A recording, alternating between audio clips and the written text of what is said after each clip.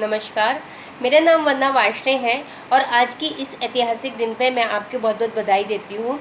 और आपको ये बताने की कोशिश मेरी है कि क्यों आज हमारे प्राइम मिनिस्टर मोदी जी ने आज ही का दिन क्यों चुना श्री राम लला के भूमि पूजन के लिए। उनके शिलान्यास की जो नींव है वो आज ही के दिन क्यों रखी।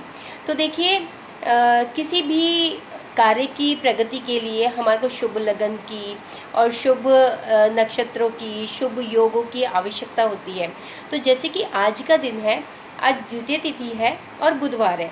तो द्वितीय तिथि और बुधवार के माध्यम से ये बहुत ही एक शुभ योग बन गया है, जिसके कारण आज हमारे मोदी जी ने आज का दिन, ये ऐतिहासिक दिन चुना है। 5 अगस्त 2020 का ये दिन चुना है और 12:45 एक अभिजीत मुहूर्त के अंदर श्री राम लला की जन्मभूमि शिलान्यास की नींव रखी है।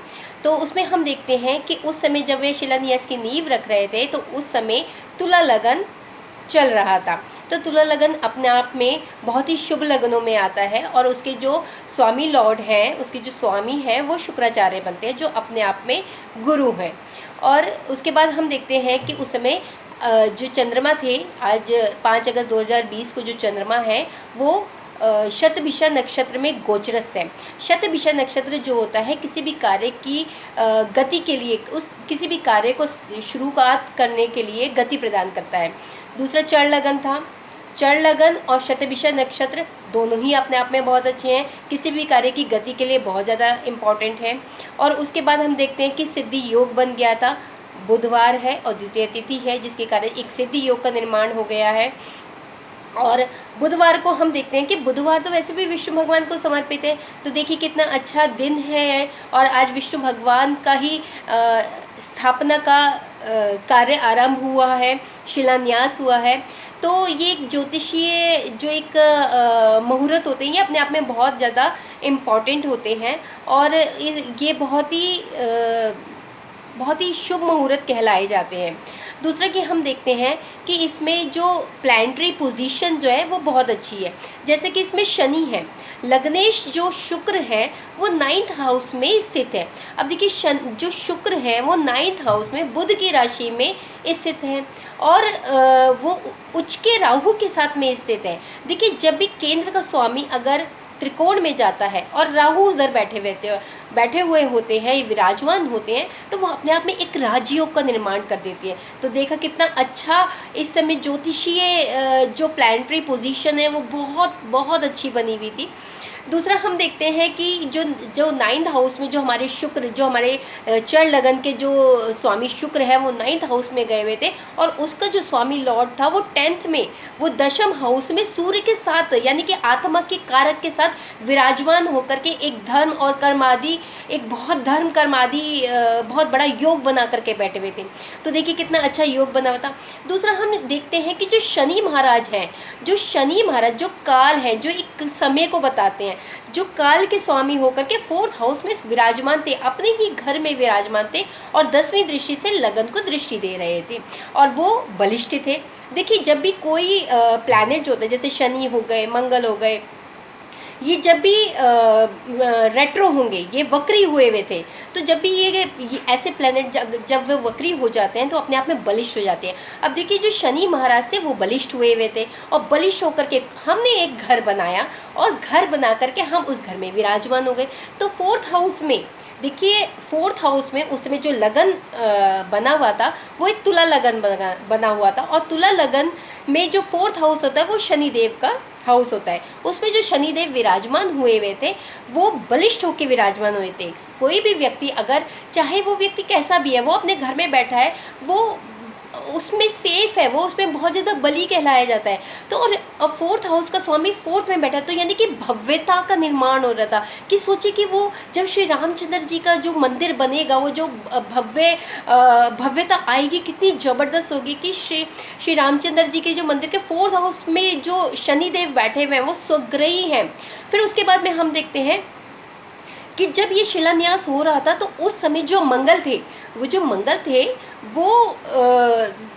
मंगल जो होते हैं वो सैन्य को दिखाते हैं, जो हमारी सैन्य शक्ति होती है उसको दिखाते हैं।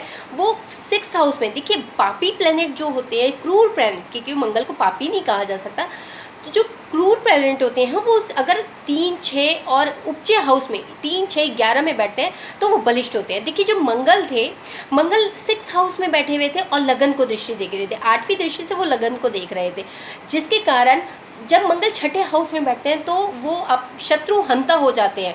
मतलब शत्रु जो होंगे आपके शांत हो जाएंगे, बिल्कुल चुप हो जाएंगे, वो एक आवाज़ भी नहीं कर पाएंगे। तो देखिए कि हमारा जो प्रशासन था कितना ज़बरदस्त वो प्रशासन हुआ था, कितना मतलब कड़ी सुरक्षा में हमारे जो प्राइम मिनिस्टर हैं कितनी कड़ी सुरक्षा में वहाँ पर गए और वहाँ पे जा कर के कितना ऑर्गेनाइज था सब कुछ, कितना सुंदर बना हुआ था और हर चीज़ ऑर्गेनाइज तरीके से थी। देखिए मंगल का ये इफेक्ट होता है कि वो हर चीज़ को ऑर्गेनाइज्ड कर देता है। तो देखा कितना अच्छा प्लैनेटरी पोजीशन बनी हुई थी। दूसरे जैसे मैंने आपको पहले बताया कि लग्नेश जो है, जो शुक्र है वो 9th हाउस में बैठे हुए थे और राहु के साथ में बैठे हुए थे, राहु उच्च के थे और राहु से जस्ट 180 डिग्री पर गुरु के साथ में केतु विराजमान थे। देखिए गुरु और केतु का अपने आप में, देखिए गुरु जो थे, अगर तुला लगन है तो 3rd हाउस में गुरु है तो स्वग्रही है, तो शनि भी स्वग्रही है, गुरु भी स्वग्रही है। तो जो गुरु है, जो धर्म के पिता है, जो धर्म है अपने आप में, वो देखिए स्वग्रही है। और पराक्रम कितना ज़बरदस्त था।